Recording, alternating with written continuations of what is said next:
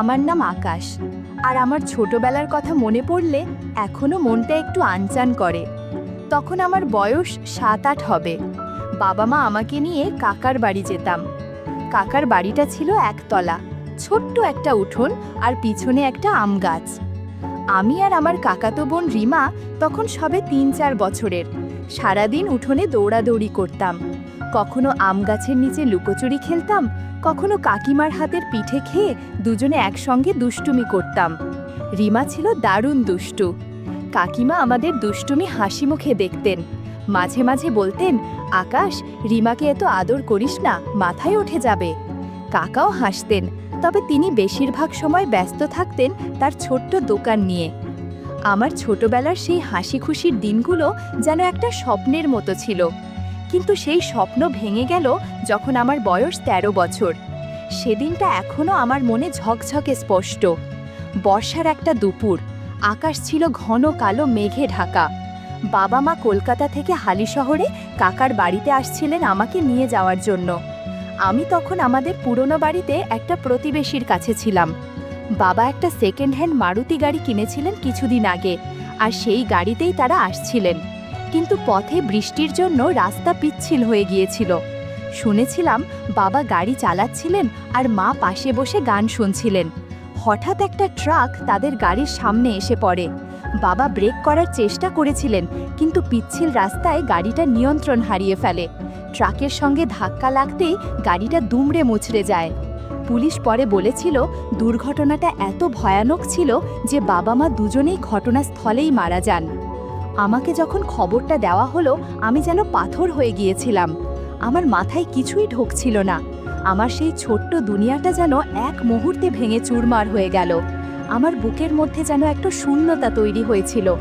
প্রতিবেশী আন্টি আমাকে জড়িয়ে ধরে কাঁদছিলেন, কিন্তু আমার চোখ দিয়ে এক ফোঁটা জলও বেরোলো না।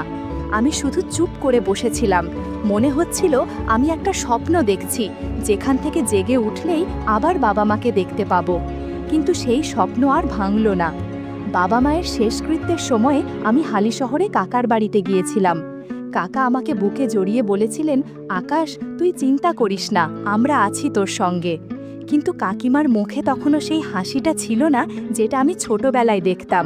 তিনি চুপচাপ সব কাজ সামলাচ্ছিলেন, কিন্তু আমার দিকে তাকালে তার চোখে একটা অদ্ভুত দূরত্ব দেখতাম। বাবা মা চলে যাওয়ার পর আমার আর কোথাও যাওয়ার জায়গা ছিল না। আমাদের পুরনো বাড়িটা ভাড়ায় দেওয়া হয়েছিল, আর সেই টাকায় আমার পড়াশোনা চলতো। কাকা আমাকে বললেন, আকাশ, তুই এখন থেকে আমাদের সঙ্গে থাকবি। আমি তখন 13 বছরের কিশোর। মনের মধ্যে দুঃখ আর অভিমান নিয়ে হালিশহরে কাকার বাড়িতে চলে আসি। কাকার বাড়িটা ছিল সেই একতলা বাড়ি, তবে এখন আর আগের মতো উঠোনে আম গাছের ছায়ায় খেলার দিন ছিল না। বাড়িটা একটু জরাজীর্ণ হয়ে গিয়েছিল। দেয়ালে স্যাঁতস্যাঁতে দাগ, আর কাকার দোকানের ব্যবসাও তেমন ভালো চলছিল না। প্রথম কয়েক মাস কাকা আমার সঙ্গে খুব যত্ন নিয়ে কথা বলতেন। তিনি আমাকে কলেজে ভর্তি করে দিলেন, আমার জন্য বইপত্র কিনে দিতেন। কিন্তু কাকিমার ব্যবহার আমাকে ক্রমশ অস্বস্তিতে ফেলত। তিনি আমাকে দেখলেই যেন মুখ গোমড়া করে ফেলতেন। আমি যখন ঘরে ঢুকতাম, তিনি চুপ করে যেতেন বা অন্য কাজে ব্যস্ত হয়ে পড়তেন। একদিন রাতে খেতে বসে আমি বললাম, কাকিমা, আজ মাংস রান্না করেছো তো? তিনি আমার দিকে তাকিয়ে একটু থেমে বললেন, আকাশ, এখন তো তুই বড় হচ্ছিস, আমাদেরও তো সংসার চালাতে হয়, প্রতিদিন মাংস খাওয়া যায় নাকি? তার গলার স্বরে একটা তীক্ষ্ণতা ছিল, যেন আমি কোনো অপরাধ করে ফেলেছি। আমার বুকের মধ্যে যেন কেউ ছুরি চালিয়ে দিল। আমি চুপ করে মাথা নিচু করে ডাল ভাত খেয়ে উঠে গেলাম। আমি বুঝতে পেরেছিলাম আমি এই বাড়িতে অতিথি, কোনো স্থায়ী জায়গা আমার এখানে নেই। রিমার সঙ্গে আমার সম্পর্কও ধীরে ধীরে বদলে গেল। ছোটবেলায় যে রিমা আমার পিছু পিছু ঘুরত, আমার শার্ট ধরে টানত, সে এখন একটু বড় হয়েছে। তখন তার বয়স 9-10 বছর হবে। সে আর আগের মতো আমার সঙ্গে দুষ্টুমি করত না। আমি যখন তাকে কিছু বলতে যেতাম, সে লাজুক হাসি দিয়ে চুপ করে থাকত। একবার আমি তাকে বললাম, রিমা, চল উঠোনে গিয়ে লুকোচুরি খেলি।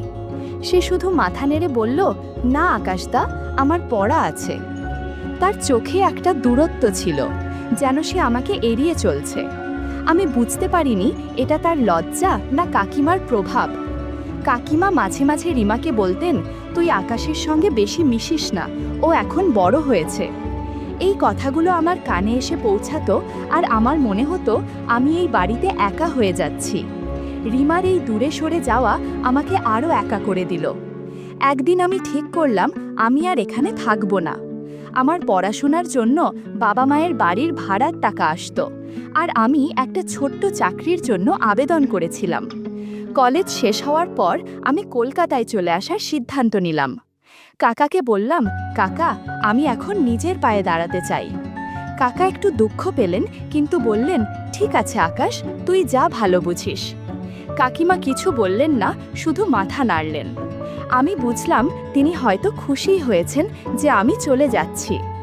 রিমা আমার দিকে তাকিয়েছিল, তার চোখে একটা কথা ছিল, কিন্তু সে মুখে কিছু বলল না।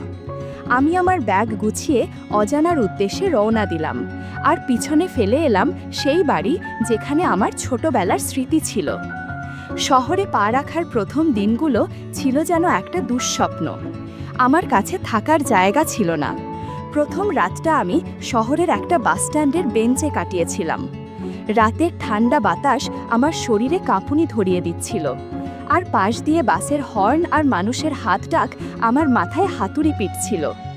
আমার পকেটে কিছু টাকা ছিল, তাই দিনের বেলা একটা পুরনো পানবিড়ির দোকানে গিয়ে চা আর দুটো পাউরুটি খেয়ে পেট ভরালাম।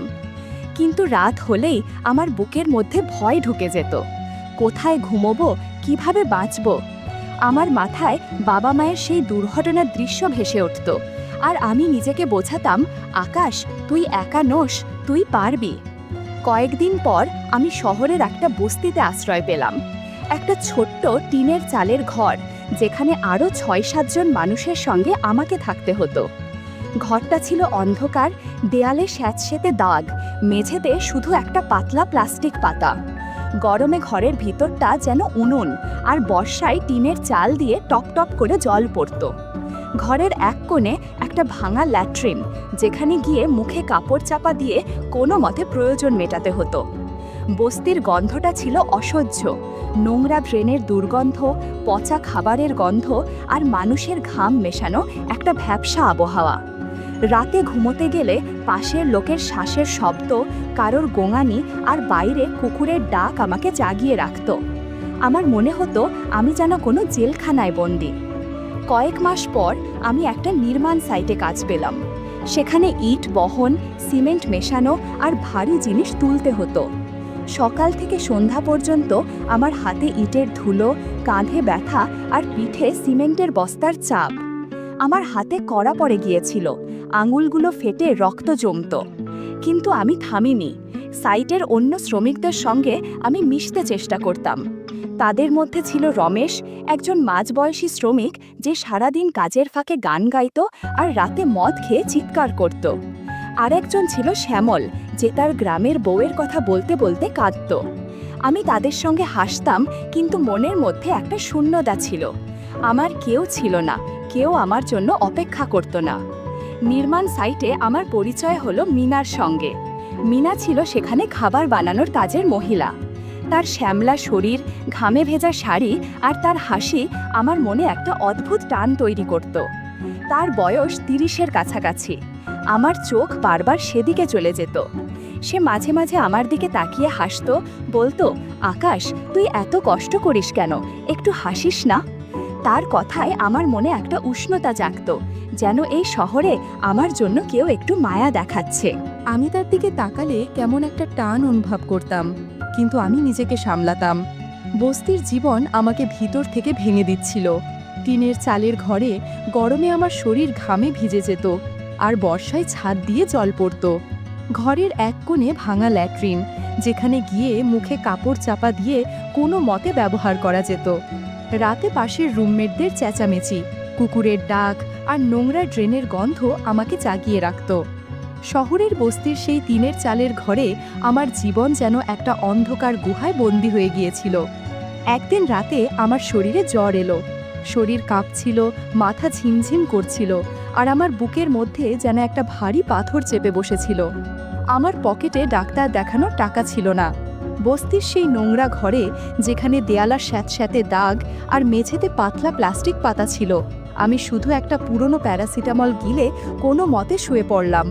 জ্বরের ঠান্ডায় আমার হাড় কাঁপছিল। আমার মনে হচ্ছিল আমি মরে যাচ্ছি। মিনা সেদিন বিকালে আমাকে দেখতে এসেছিল। নির্বাণ সাইটে তার সঙ্গে আমার বন্ধুত্ব হয়েছিল। তাকে দেখে আমার মনে একটা নিষিদ্ধ টান তৈরি করেছিল। সে আমার ঘরে ঢুকে আমার কপালে হাত দিয়ে বলল, আকাশ, তোর এত জ্বর, কেন আমাকে বলিসনি? তার হাতের স্পর্শ আমার অদ্ভুত লাগছিল। মিনা আমার পাশে বসে আমার মাথায় হাত বুলিয়ে দিচ্ছিল। তার শাড়ি একটু অগোছালো হয়েছিল। মনে হচ্ছিল কিছু একটা করা দরকার, কিন্তু হঠাৎ মিনা আমার হাত সরিয়ে দিল। তার চোখে একটা ভয় মিশে গেল। সে ফিসফিস করে বলল, আকাশ, এটা ঠিক না, আমার স্বামী আছে। আমার মনটা ভেঙে গেল। আমি জ্বরের ঘোরে তার দিকে তাকিয়ে বললাম, মিনা, আমি তোকে চাই। সে মাথা নিচু করে চুপ করে রইল, তারপর উঠে চলে গেল। তার শাড়ির খসখস শব্দ আমার কানে বাজতে লাগলো, আর আমার মনে একটা অপমানের ঝড় বয়ে গেল। একদিন মিনা আমাকে বলল, আজ আমার বাড়িতে চল, তোকে ভাত খাওয়াবো। আমি অবাক হলাম, কিন্তু তার হাসি দেখে না বলতে পারলাম না। মিনার বাড়ি ছিল বস্তিরই একটা ছোট্ট ঘর। ঘরটা ছিল ছোট্ট, ভাঙাচোরা, দেয়ালে স্যাঁতস্যাঁতে দাগ, মেঝেতে একটা পুরনো প্লাস্টিক পাতা। ঘরের মধ্যে ঘাম, রান্নার গন্ধ আর বাইরের নোংরা ড্রেনের দুর্গন্ধ মিশে একটা ভ্যাপসা আবহাওয়া তৈরি হয়েছিল। মিনা আমাকে একটা ভাঙা চেয়ারে বসিয়ে নিজের হাতে ভাত, ডাল আর একটু মাছের ঝোল বানিয়েছিল। ঘরে প্রচণ্ড গরম থাকায় মিনা অনেক ঘেমেছিল, যার ফলে অনেক অদেখা জিনিস দেখা যাচ্ছিল। আমার চোখ বারবার সেদিকে চলে যাচ্ছিল। আমি মনে মনে অনেক কিছু ভাবছিলাম। মিনার সাথে গল্প করতে করতে করতে বুঝতে পারলাম তার স্বামী নেশা করে বেড়ায়, কোনো রোজগার করে না। এদিকে মিনার টাকায় ঘুরে বেড়ায়, যে কারণে মিনা অনেক একাকিত্ব বোধ করছিল। নিজের মনের সুখ কারো কাছে পাচ্ছে। সুযোগ বুঝে আমি মিনাকে বললাম, আমি তোর সাথে আছি, তোর যা রাখবে আমি তোকে দিব। ধীরে ধীরে আমাদের মাঝে দূরত্ব কমতে থাকে। বস্তি ঘরের মধ্যে অনেক কিছু ঘটতে থাকে আমাদের মাঝে। সারা রাত ওর সাথে সময় কাটিয়ে বাড়ি ফিরে যাই।